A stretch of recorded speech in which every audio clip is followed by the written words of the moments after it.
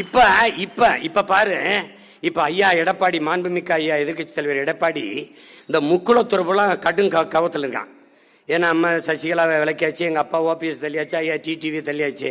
இந்த கள்ள மரவன் ஒரு வேலும் ஓட்டு போட மாட்டான். இப்ப என்ன பண்றதுன்னு தெரியாம என்னடா இருக்கலாம்னுட்டு அங்க எங்க தாத்தாவுக்கு போய் டெல்லியில நீங்க முத்துராமலிங்கத்தவருக்கு பாரத ரத்னா விருது கொடுங்க. இப்ப நமக்கு இப்பத்தான் பாரத நாட்டுக்கு என் தாத்தன் பாரதத்தின் ரத்தினம்ங்கிறதே தெரிய வருதா? ஏண்டா பிச்சை கட்டு பெற அளவுக்கு நாங்க கேவலமா போயிட்டோமா? பாரத மணி திருநாடே என் தாத்தன் தெய்வ திருமகன் முத்துராமலிங்கத்தவர் தான்.